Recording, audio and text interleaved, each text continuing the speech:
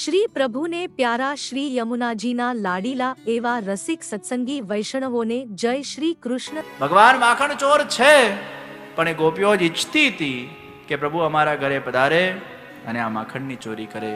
यही तो भगवान का लक्ष्य था कि जन जन के चित्त का निरोध मेरे स्वरूप गुण और लीला के अंदर हो। એ ભગવાનની દિવ્ય બાલ લીલા વ્રજ મંડળના અંદર ચાલી રહી છે। અને એકવાર ભગવાને માટી ખાધી, અને જ્યાં ભગવાને માટી ખાધી, આ વખતે વ્રજ ભક્તોએ, સખાઓએ મૈયાને कंप्लेन કરી છે। मैया ने कहा, लाला तूने माटी खाई। बाजू में बलराम जी उभा छे। मैया बलराम जी ने पण पूछवा लाग्या। लालाए धोतिયું ખેંચ્યું બલરામજીનું કે મારી પોલ ખોલી છે તો હું તમારી પોલ ખોલી દઈશ કે તમે ભાંગની ગોટી ખાઓ છો। बलरामजी विचार करे आना साथे बહુ पंगो लेवा जेवो નથી। बलरामजी कहने लगे, हाँ ऐसा सुना था इसने माटी खाई है, पर मैंने देखा नहीं है, सुना था। ए लाला तूने माटी खाई?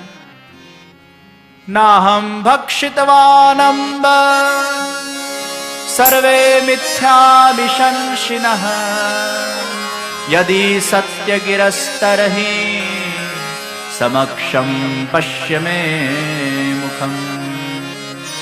ए मैया આ બધા જૂઠું બોલે છે અને વિશ્વાસ ના બેસતો હોય, સમક્ષમ પશ્ય મે મુખમ, મારા મોઢું ખોલીને જોઈ લો।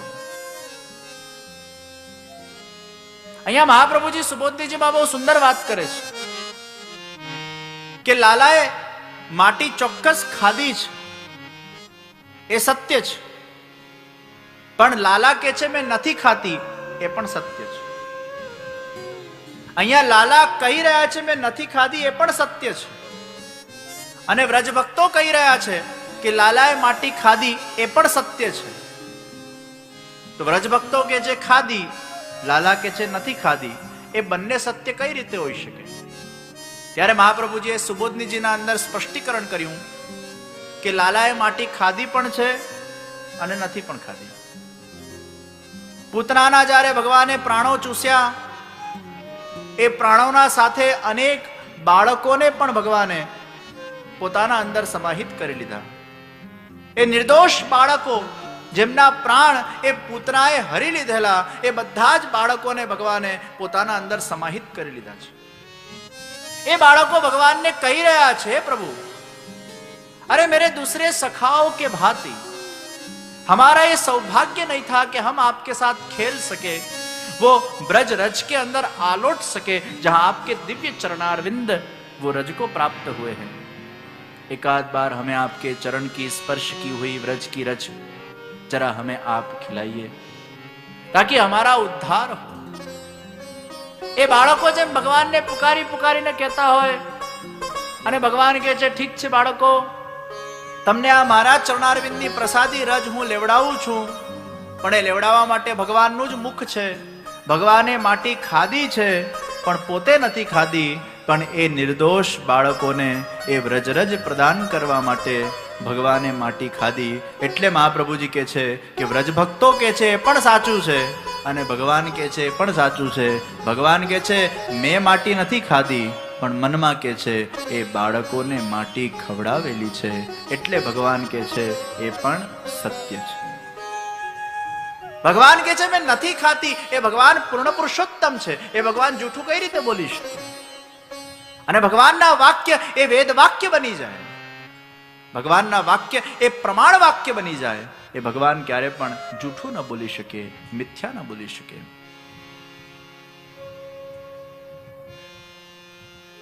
ભગવાને મોઢું ખોલ્યું, બ્રહ્માંડના દર્શન થયા,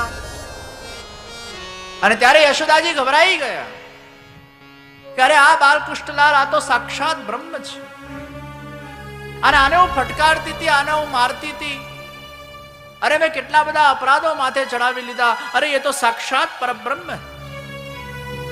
ભગવાનના મનમાં વિચાર આવ્યો, બધો ભેદ ખુલી ગયો, આખી લીલા બગડી ગઈ। ભગવાને વૈષ્ણવી માયાને બોલાવીને કીધું, જા જઈને મૈયાને લાગ। અને વૈષ્ણવી માયા જ્યારે મૈયાને લાગી ત્યારે જઈને પાછા મૈયા એ ખોવાઈ ગયા અને બાલ ભાવ એમના અંદર જાગૃત થઈ ગયું. પાછા લાલાનો કાન પકડવા લાગ્યા. भगवान कहते हैं मुझे ऐसी मैया चाहिए जो मेरे साथ मातृभाव से मेरी सेवा करे, ईश्वर भाव से सेवा करे, ऐसी मैया नहीं चाहिए. અને ઈશ્વર ભાવથી જો સેવન કરાવવું હતું તો પછી મારે અવતાર લેવાની જરૂર શું હતી? તો એમને બે કરી શકતે બધા. તો ભગવાન ઈચ્છતા હતા કે મારા સેવનના માધ્યમથી ભક્તોના અંદર વિવિધ ભાવોનું ઉત્સૃજન કરવામાં આવે. કોઈકને ભગવાને બાલ ભાવ આપ્યો, કોઈકને સખા ભાવ આપ્યો, કોઈકને માધુરી ભાવ આપ્યો, કોઈને દાસ ભાવ આપ્યો. ये अलग अलग भगवान के भाव है. અને એ ભાવ જ્યાં સુધી પ્રગટ નહીં થાય, એ ભગવાન પૂર્ણ પુરુષોત્તમ છે, પણ કૃપા કરીને તમારા ઘરે બિરાજે છે સેવાવા માટે, જેનાથી તમારામાં ભાવ ઉત્પત્તિ થાય. નહીં તો ભગવાનને કઈ ભૂખ તરસ લાગતી નથી, ભગવાનને ઠંડી ગરમી લાગતી નથી. તો ઈશ્વર છે. પંચમહાભૂતથી બનેલાનું જેનું શરીર હોય, પ્રકૃતિથી બનેલું જેનું દેહ હોય, એને ઠંડી ગરમી ભૂખ તરસ લાગે. ભગવાન તો આનંદમયી છે. પણ જેમ એ આનંદમયી બ્રહ્મ યશોદાજીના ત્યાં પૂર્ણ રીતે બિરાજમાન થયા, બાલ ભાવે બિરાજમાન થઈને જે યશોદોત સંગલાલિત કૃષ્ણ બનીને એમને જે સેવાનો સુઅવસર પ્રદાન કરે છે, એ જ સેવા પુષ્ટિ માર્ગના અંદર, આપણા ઘરરૂપી નંદાલયના અંદર વલ્લભાચાર્યજી મહાપ્રભુજી જ્યારે આપણા ઠાકોરજી પુષ્ટ કરે છે, ત્યારે એ યશોદાજી અને નંદરાયજી ના ભાવયુક્ત સેવા કરવાનો અવસર આપણને પ્રદાન થાય છે. મને એક જણાએ પૂછ્યું કે પુષ્ટિ માર્ગમાં ઠાકોરજીને પુષ્ટ ન કરીએ અને સેવા કરીએ તો ચાલે કે ના ચાલે? અને પુષ્ટ કરીને સેવા કરીએ એમાં શું ફરક? અને અપુષ્ટ સેવા એમાં શું ફરક? તો પુષ્ટ અને અપુષ્ટ સેવા એમાં ફરક શું?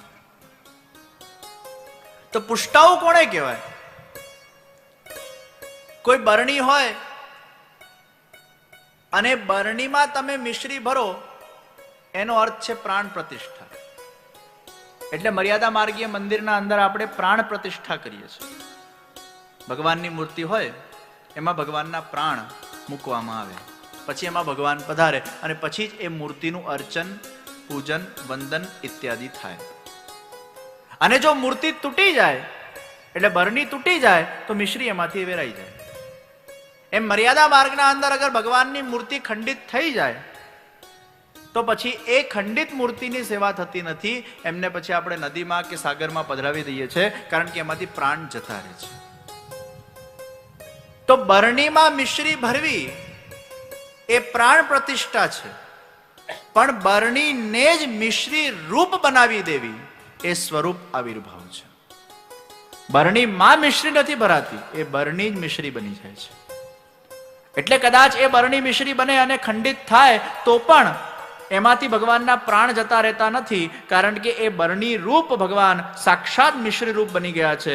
એ સ્વરૂપમાં જ્યાં ભગવાનની આંખ છે, જ્યાં ભગવાનનું નાક છે, જ્યાં ભગવાનના નેત્ર છે, જ્યાં ભગવાનના હાથ અને પગ છે, ત્યાં ભગવાનનો પૂર્ણ સ્વરૂપ આવિર્ભાવ થઈ જાય છે. એટલે કદાચ એ પગ ભાંગે પણ તો એમાંથી ભગવાન ભાંગતા નથી. એ ખંડિત સ્વરૂપની સેવા પુષ્ટિ માર્ગમાં થાય છે, અગર એ સ્વરૂપ આવિર્ભૂત કરેલું છે તો. તો પુષ્ટાઉ અને અપુષ્ટ પ્રાણ પ્રતિષ્ઠા એમાં ભેદ છે. હવે પુષ્ટાઉ અને અપુષ્ટ એમાં શું ભેદ છે? તો કહેવામાં આવ્યું કે તમે અપુષ્ટ ઠાકોરજીની અગર સેવા કરો છો, જેની પ્રાણ પ્રતિષ્ઠા પણ નથી થઈ કે સ્વરૂપ આવિર્ભાવ પણ નથી થયું, તો ભગવાન તમારો ભાવ સ્વીકારે છે. મૌલેશભાઈ અમેરિકામાં રહેતા હોય અને રાજકોટની એમની ઓફિસના અંદર કોઈ વ્યક્તિ આવે અને મૌલેશભાઈના બહુ વખાણ કરે, અને પછી સોનલબેન મેસેજ પહોંચાડે કે ભાઈ આવ્યા હતા, તમારા બહુ વખાણ કરતા હતા, એટલે તમે પ્રસન્ન તો થાઓ ને અને નોંધ તો લો ને. તો એ જ છે કે તમે નથી અને તમારી કોઈક સેવા કરે છે, કે તમારા કોઈક વખાણ કરે છે, કે તમારી કોઈ સ્તુતિ કરે છે, તમે નથી ત્યાં પણ એ સ્તુતિ તમારા સુધી પહોંચે છે. અને એક છે કે તમે ત્યાં સાક્ષાત છો અને તમારા સામે બેસીને પેલો વ્યક્તિ તમારી સેવા કરે અને એ સેવાને તમે ફીલ કરી શકો. એ જે સેવાને તમે ફીલ કરી શકો એને આપણે પુષ્ટાવેલી સેવા કહીએ છીએ, કે ત્યાં ઠાકોરજી સાક્ષાત બિરાજમાન થઈને એના ઘરમાં એને એ સેવ્ય સ્વરૂપે એને સેવાનો અવસર પ્રદાન કરે છે. એ ભગવાનને ઠંડી લાગે, એ ભગવાનને ગરમી લાગે, એ ભગવાનને ભૂખ લાગે, એ ભગવાનને તરસ લાગે, એ ભગવાન સાક્ષાત તમારા ઘરે બિરાજમાન છે. નંદાલયમાં જેમ ભગવાન બિરાજ્યા એમ તમારા ઘરે બિરાજમાન થાય. આ પુષ્ટાવેલી સેવા. અને જે અપુષ્ટ ઠાકોરજી છે ભગવાનનું એક મૂર્તિ છે, અને એના સામે તમે સેવન કરો, સ્તુતિ કરો, પાઠ કરો, એટલે ભગવાન જ્યાં બિરાજતા હશે ત્યાં એ મેસેજ પહોંચે છે. ત્યારે ભગવાન તમારો ભાવ સ્વીકાર કરે છે. અને જ્યારે પુષ્ટ થઈને ઠાકોરજી બિરાજમાન થાય છે ત્યારે ભાવ અને સેવા બંને સ્વીકાર કરે છે. તો એ પુષ્ટિ માર્ગમાં ઠાકોરજીને પુષ્ટાવીને ઠાકોરજીની વિવિધ ભાવે આપણે સેવા કરીએ છીએ. તો બાલ ભાવ, સખા ભાવ, દાસ ભાવ, માધુરી ભાવ. દૂધને તમે ગરમ કરો, થોડુંક ગરમ કરો, એમાં સોંધાસ આવે. જેમ જેમ દૂધ ઉકળતું જાય એમ દૂધમાં સોંધાસ આવતી જાય. તો એ સોંધાસ છે એ વાત્સલ્ય ભાવ છે. કે ભગવાનમાં જ્યારે તમને વાત્સલ્ય ભાવ પ્રગટ થાય છે ત્યારે દૂધના ઉકળવાથી જે એના અંદર એક સોંધાસ આવે છે, એમાં પાણીના અંશ ધીરે ધીરે બળતા જાય છે અને એ તમારો બાલ ભાવ, વાત્સલ્ય ભાવ એ સોંધાસ વાળો તૈયાર થાય છે. પછી હજી દૂધ ઉકાળો, હજી દૂધ ઉકાળો, હજી દૂધ ઉકાળો, એમાં સખા ભાવ પ્રગટ થાય છે. હજી વધારે ઉકળેલું દૂધ એ સખા ભાવ છે. અને એ સખા ભાવ જ્યારે હજી ઉકળતું જાય, હજી ઉકળતું જાય, હજી ઉકળતું જાય, ત્યારે એમાં માધુરી ભાવ પ્રગટ થાય છે. અને માધુરી ભાવ એટલે બાસુંદી છે. તો એ દૂધની જે બાસુંદી, એ દૂધનું જે શ્રેષ્ઠ સ્વરૂપ છે એ માધુરી ભાવ છે. તો વાત્સલ્ય ભાવ, સખા ભાવ અને માધુરી ભાવ, એ માધુરી ભાવ એ ભક્તિનું પરમ ફલ છે. કે જ્યારે ભગવાન એ સાક્ષાત એના અલૌકિક પતિ સ્વરૂપે એને સંપૂર્ણ રસનું દાન કરે છે, એને ભગવાન બધા જ પ્રકારના અલૌકિક ફળ પ્રદાન કરે છે. એ ભગવાનનો માધુરી ભાવ છે, જે બહુ જ સિલેક્ટેડ અંતરંગ જીવોને ભગવાન પ્રદાન કરે છે. એ બધાના અંદર માધુરી ભાવ પ્રગટ થતો નથી. બધાના અંદર વાત્સલ્ય ભાવ પણ પ્રગટ નથી થતો. બધાના અંદર પહેલા તો સાક્ષાત ભાવ પણ પ્રગટ થતો નથી.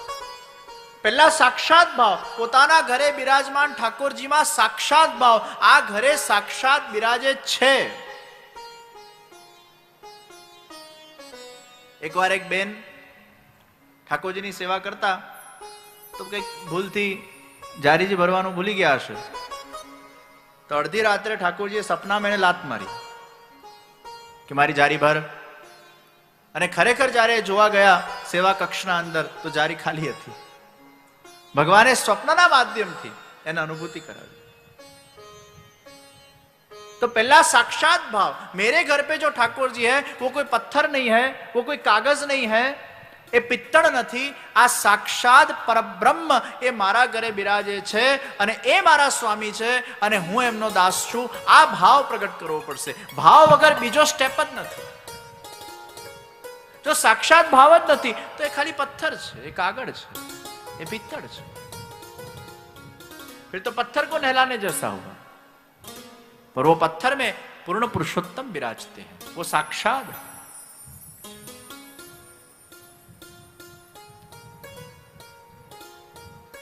અને એ ભાવ જ્યારે જાગૃત થાય પછી ભગવાન કૃપા કરે અને આ ત્રણ માંથી કોઈ એક ભાવ તમારા અંદર ધીરે ધીરે પ્રગટ થવા લાગે. તો જ્યારે તમે ઠાકોરજીની સેવા કરો, તમે જે સ્વરૂપની સેવા કરો છો, પહેલા આપણે કૃષ્ણના ભાગલા પાડતા બંધ કરી નાખીએ. મારા ઘરના ઠાકોરજી અલગ હવેલીમાં બિરાજતા ઠાકોરજી અલગ, નાદદ્વારામાં બિરાજતા ઠાકોરજી અલગ. આપણે ભાગલા પાડીએ છીએ. નાથદ્વારામાં જે શ્રીનાથજી બિરાજે છે એ તમારા ઘરે છે, અને તમારા ઘરે જે છે એ નાથદ્વારામાં છે.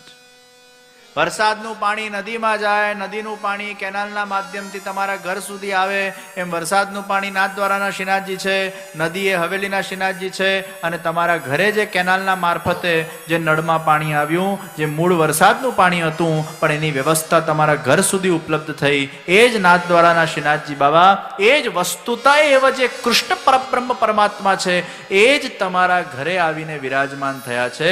જ્યારે ઠાકોરજીનો આવિર્ભાવ કરવામાં આવે છે ત્યારે એ જ પરબ્રહ્મ તત્વ, એ શ્રી કૃષ્ણનું ધ્યાન અને ચિંતન કરીને એ ભાગવતજીના જે જન્મ પ્રકરણના જે શ્લોકો છે એ શ્લોકોનું ગાન કરીને વલ્લભકુલ દ્વારા એ ઠાકોરજીના અંદર એ પરબ્રહ્મ તત્વનું એમાં આવિર્ભાવ કરવામાં આવે છે. તો ये कृष्ण जो तुम्हारे घर पर विराजमान है वो साक्षात है, परब्रह्म है, ये भाव को जागृत करना है. तो नाथ द्वारा जाओ ત્યારે એ જ દર્શન કરવાનું છે, દ્વારકા જાઓ ત્યારે એ જ દર્શન કરવાનું છે, હવેલીમાં જાઓ ત્યારે એ જ દર્શન કરવા. એમાં ભેદ વૃત્તિ નથી રાખવાની કે આ અલગ અને મારા ઘરનો અલગ. એ જ મુખડું તમારા સામે આવવું જોઈએ. એ તમારા ઘરના ઠાકોરજીનું જે મુખારવિંદ છે એ જ મુખારવિંદને મનમાં સમાહિત કરીને એ ઠાકોરજીના દર્શન કરવાના છે. તમને બધે એ જ દેખાવો જોઈએ. આ એનું જ રૂપ છે. જ્યારે ભેદ આવશે, અત્યારે હું બાલકૃષ્ણલાલજી બોલું અને બાલ લીલાઓને આપણે શ્રવણ કરતા હોઈએ ત્યારે તમારા મનમાં કોઈ બીજા બાલકૃષ્ણલાલજી,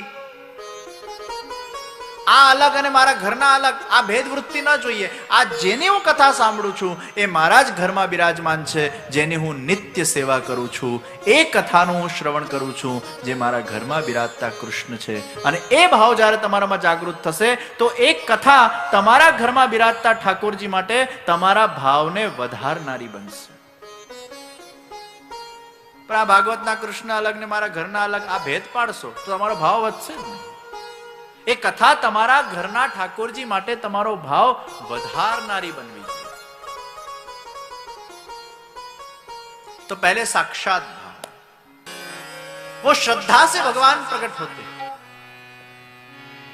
तो पहला श्रद्धा જોઈએ, સાક્ષાત ભાવ.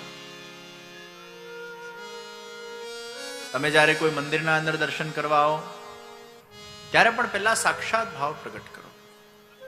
આ પૂર્ણ પુરુષોત્તમ છે. આવું કહેવું પડે પોતાના જાતને. પછી શું કહેવાનું? હું આનો દાસ છું. આ હું સાથે બહુ બધા લેબલ જોડાયેલા છે. હું બોસ છું, હું સ્વામી છું, હું ધનવાન છું, હું પ્રતિષ્ઠાવાન છું, હું સત્તાવાન છું.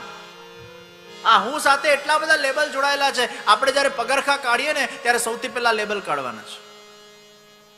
હું દાસ છું, मैं प्रभु का हूं और प्रभु मेरे हैं. ये भाव को दृढ़ करते हुए हमें मंदिर के अंदर जाना है या अपने ठाकुर जी के दर्शन करने. तू मारो અને હું તારો, આજ જ્ઞાન છે ભાઈ.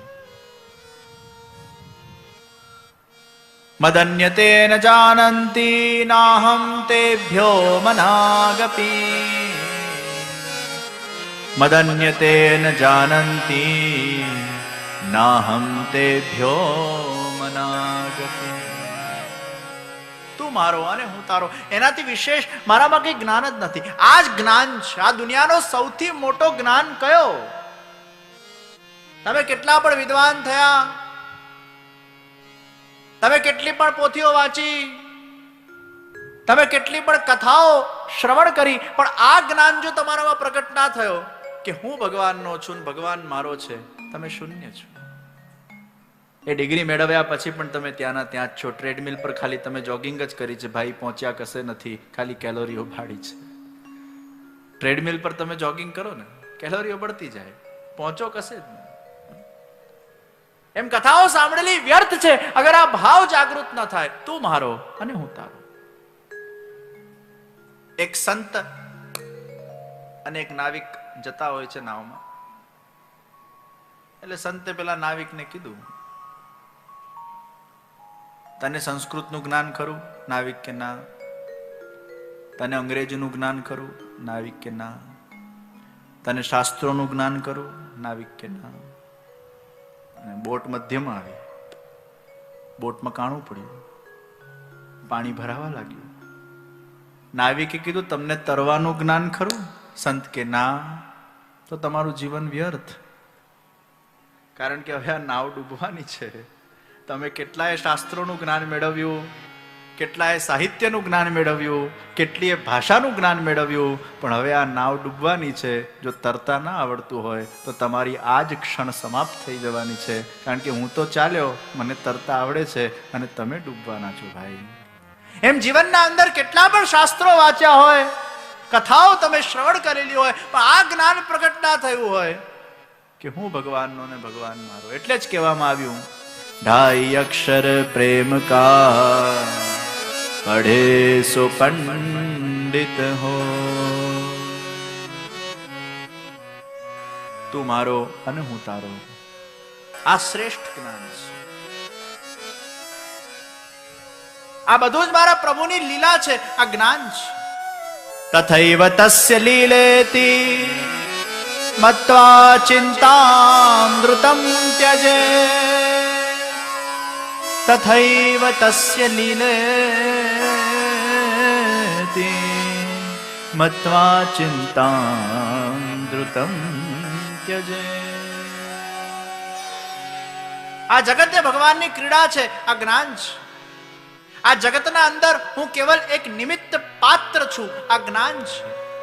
આ જગતના તારક, આ જગતના ઉદ્ધારક, મને બનાવનાર એ ઈશ્વર છે, આ જ્ઞાન છે. આ ઈશ્વર સાથે મારો સનાતન સંબંધ છે, આ જ્ઞાન છે. એ ઈશ્વરની ઈચ્છાથી જ આ વિશ્વના અંદર દરેક વસ્તુ થાય છે, આ જ્ઞાન છે. હું તો ખાલી એક પાત્ર ભજવવા આવ્યો છું, જ્ઞાન છે. ભક્તિ કે છે આ બધું ભગવાનનું છે ને ભગવાન કરે છે. માયા કે છે આ બધું તારું છે ને તું કરે છે. આ તારું છે ને તું કરે છે, આ અજ્ઞાન છે. આ ભગવાનનું છે ને ભગવાન કરે છે, આ જ્ઞાન છે. આ જ્ઞાન અગર વ્યક્તિમાં પ્રગટ થઈ જાય છે તો એને કોઈ જાતે પ્રસન્નતા કે શોકમાં એ પડતો નથી. સાક્ષી ભાવ એ વાદળા જયા કરે છે આકાશના અંદર, પણ એ પોતે એમાં જોડાતો નથી, એમાં લિપ્ત બની જાય છે. આ જ જ્ઞાન છે. અને આ જ્ઞાન જેમાં પ્રગટ થઈ જાય એ વ્યક્તિ દરેક પરિસ્થિતિનો સ્વીકાર કરી શકે છે. ये सब मेरे प्रभु की लीला है. એ કવિએ બહુ સરસ વાત કરી, શ્યામ તારી વાસરી બનીને વાગવું છે મારે, અરે સુર ક્યારે કયા છેડવા એ જોવાનું તારે. શ્યામ તારી વાસરી બનીને वागू છે મારે. ये ज्ञान है. अरे भगवान मैं तो एक बांसुरी हूं, आप मुझे बजाओ. જે બાંસુરી શરણાગત થઈ જાય છે ભગવાનના દરોષ્ટ ને, हे श्याम હું તો તારો એક વાદ્ય છું, તું મને વગાડ. हे श्याम मैं तो तेरी एक कठपुतली हूं, तुम मुझे नचा. हे श्याम मैं तेरा एक खिलौना हूं, खेल मेरे साथ. બેબી ડોલ સાથે કેવી રમે નાની છોકરીઓ? પછી બેબી ડોલ ને ઘણી વાર આમ મરોડી કાઢે, તોડી કાઢે, હાથના છૂટા કરી નાખે, મુંડી છૂટી કરી નાખે, પછી પાછું ભેગું કરી નાખે. અને બેબી ડોલ બિચારી આમ સહન કર્યા કરે. એ બેબી ડોલ નું એક જ લક્ષ્ય છે, તું રમ મારા સાથે. પણ એ બેબી ડોલ બહુ પે પે પે પે કરે તો બાળકને મજા આવે ના આવે. આપણે આ જગતના અંદર ભગવાનના એક રમકડા થઈને આવ્યા છે ભાઈ. આપણે બધા બેબી ડોલ છે ભગવાનની, એ રમે છે આપણા સાથે, ખેલતે. કોઈક વાર હાથ ભાંગી કાઢે, પગ ભાંગી કાઢે, કોઈક વાર ડિટેચમેન્ટ કરી નાખે, પણ બહુ પે પે નહીં કરવું. ભગવાન કે મજા નથી આવતી તારા સાથે રમવામાં. અરે मैं भगवान का एक खिलौना हूं, भगवान तुम मेरे साथ खेलो. ये ज्ञान. આટલું જ જ્ઞાન એ વ્યક્તિમાં જ્યારે થઈ જાય છે ત્યારે જગતના દરેક વિષયને, દરેક સિચ્યુએશનને, દરેક પરિસ્થિતિનો એ વ્યક્તિ સહજ સ્વીકાર કરે છે. તો હું ભગવાનનો છું, ભગવાન મારો છે, આ સાક્ષાત ભાવ, આ દાસ ભાવ. અને એનું પહેલું સંસ્કાર જ વ્યક્તિ બ્રહ્મ સંબંધના દિવસે લે છે. એ તુલસી પત્ર હાથમાં લઈને ભગવાનના સામે કંઠી પહેરીને, સહસ્ત્ર વર્ષોથી એ ભગવાન તમારાથી હું વિખૂટો પડેલો છું, તમને મેળવવા કે મળવા માટે જે મારા અંદર તાપક ક્લેશ હોવું જોઈએ હજી સુધી પ્રગટ થયું નથી. હું મારું દેહ, ઇન્દ્રિય, પુત્ર, પરિવાર આદિ સાથે આપના શ્રી ચરણારવિંદોમાં હું સમર્પિત થઉં છું. એ કૃષ્ણ હું તમારો છું. શ્રી કૃષ્ણ શરણમ. આ બ્રહ્મ સંબંધ છે. એટલે બ્રહ્મ સંબંધ એ સિદ્ધિ નથી, પણ સિદ્ધિ સુધી પહોંચવાનું પ્રથમ ચરણ છે. કોલેજમાં એડમિશન લઈએ તો ડિગ્રી નથી મળવાની એ જ દિવસે, પણ ડિગ્રી મેળવવા માટે એડમિશન છે. એમ પુષ્ટિ ભક્તિ માર્ગના અંદર ભગવાનના ગોલોકધામ સુધી પહોંચવા માટેનું જે પહેલું ચરણ છે એનું નામ બ્રહ્મ સંબંધ છે. કે એમાં એ સંસ્કાર જાગૃત થાય છે. જે ભગવાનથી વિખૂટો પડીને એ ભગવાનને ભૂલી ગયો છે, ભગવાનના સંબંધને ભૂલી ગયો છે, તો એ બ્રહ્મ સંબંધના માધ્યમથી એ ભક્તિ આશ્રમની શરૂઆત થાય છે. જેમ શરીરના શરીર સાથે લગ્ન થાય ત્યારે ગૃહસ્થ આશ્રમની શરૂઆત થાય, એમ આત્માના પરમાત્મા સાથે બ્રહ્મ સંબંધ રૂપી લગ્ન થાય ત્યારે ભક્તિ આશ્રમની શરૂઆત થાય. શરીરના શરીર સાથે લગ્ન થાય ત્યારે મંગલસૂત્ર પહેરાય, આત્માના પરમાત્મા સાથે લગ્ન થાય ત્યારે કંઠી પહેરાય. એ જ્ઞાન શક્તિ અને ક્રિયા શક્તિના મધ્યમાં ગળામાં આપણે કંઠી પહેરીએ છીએ. એટલે જ્ઞાન શક્તિ અને ક્રિયા શક્તિને જે ભેગું કરે એને ગળું કહેવાય. એટલે ગળા કાપવાની વાત કરીએ છીએ. એ ગળું કાપો એટલે જ્ઞાન શક્તિ અને ક્રિયા શક્તિનું ડિટેચમેન્ટ થાય, એ છૂટું પડ્યું એકબીજા સાથે. અને એ ઇન્ટરસેક્શનમાં જ્યારે તમે કંઠી પહેરો છો, અને મહાપ્રભુજીએ બહુ સુંદર એનું અર્થઘટન કર્યું કે જે કંઠી પહેરીને સ્નાન કરે છે એને પ્રયાગ તીર્થનું ફળ મળે છે.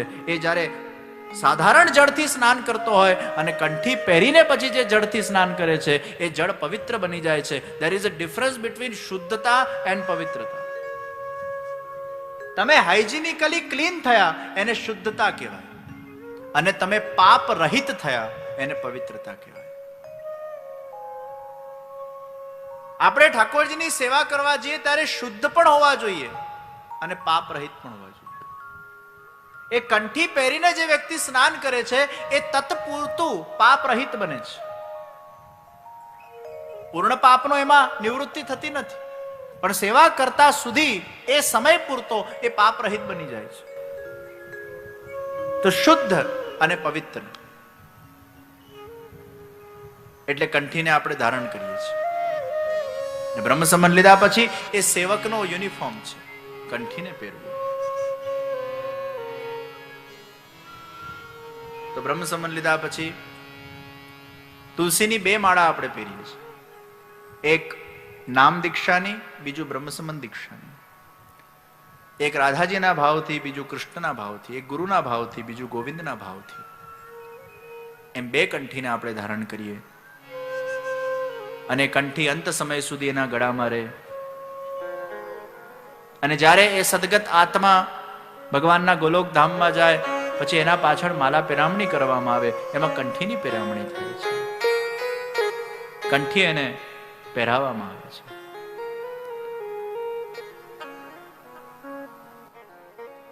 તો આત્માનું પરમાત્મા સાથેનું સંબંધ એ બ્રહ્મ સંબંધ છે, અને એ પ્રથમ શરૂઆત છે. બ્રહ્મ સંબંધ સિદ્ધિ નથી, સિદ્ધિ સુધી પહોંચવાનું પહેલું સ્ટેપ છે. તો ભગવાનના એ વિશેષ દૈવી જીવોને એ બ્રહ્મ સંબંધ લીધા પછી જ્યારે એના સર્વ દોષોનો નાશ થાય છે, જન્મ જન્મના જાણે અજાણે કરેલા જે પણ આપણા દોષ કર્મ છે, પાપ કર્મ છે, એની નિવૃત્તિ બ્રહ્મ સંબંધ લીધા પછી થઈ જતી હોય છે. એટલે આપણે શુદ્ધ બનીએ છીએ. પછી ભગવાનની સેવા કરવાની છે. એ બીજને પલ્લવિત કરવા માટે, જે ભગવત સંબંધ રૂપી બીજ આપણા અંદર છે એને પલ્લવિત કરવા માટે બાલ ભાવ, સખા ભાવ, માધુરી ભાવ, સાક્ષાત ભાવ યુક્ત આપણે ઠાકોરજીની સેવા કરીએ છીએ, જેનાથી એ બીજ પલ્લવિત થાય. અને એ બીજ અગર એ વૃક્ષ થવાની એમાં સંભાવના હશે, ફળ આપવાની સંભાવના હશે, તો એ સર્વાત્મ ભાવ સુધી પહોંચશે અને જનજનમાં પ્રત્યેક કણકણમાં એને ઈશ્વરના દર્શન થાય, એને સર્વાત્મ ભાવ એના અંદર જાગૃત થાય. પણ એ બીજની જે સંભાવના હશે એ કડીરૂપ બીજ કડી સુધી જ પહોંચશે, વૃક્ષરૂપ વૃક્ષ સુધી પહોંચશે અને ફલરૂપ બીજ ફલ સુધી પહોંચશે. એની જે સંભાવના ભગવાને પહેલાથી નિર્ધારિત કરેલી હશે, બ્રહ્મ સંબંધ લીધા પછી એને એ જ ફળની પ્રાપ્તિ થશે. પુરુષાર્થ કરના ઉસકા ધર્મ है, साधन करना उसका धर्म है, सिद्धि प्राप्त करवाना, सफलता प्राप्त करवाना वो ईश्वर के हाथ की बात है. इसलिए पुरुषार्थ करते जाओ, कर्म करते जाओ, फल की इच्छा के बिना वो फल ईश्वर प्रदान करता है. तो भाव वगर दुनिया नकामी છે ભાઈ. પહેલા ભાવ જોઈશે. મને એક જણું કે આ કેવી તમારા પુષ્ટિ માર્ગની સેવા, ભગવાનને નવડાવો, ભગવાનને અત્તર લગાડો, ભગવાનને શિંગાર કરો, હે આ તો બધા ગેલાઓ છે. આવું કે પુરુષોને અમુકને ના ફાવતું હોય આવું બધું. એ કે આ બધું અમારું કામનું નહીં. આ તો બધા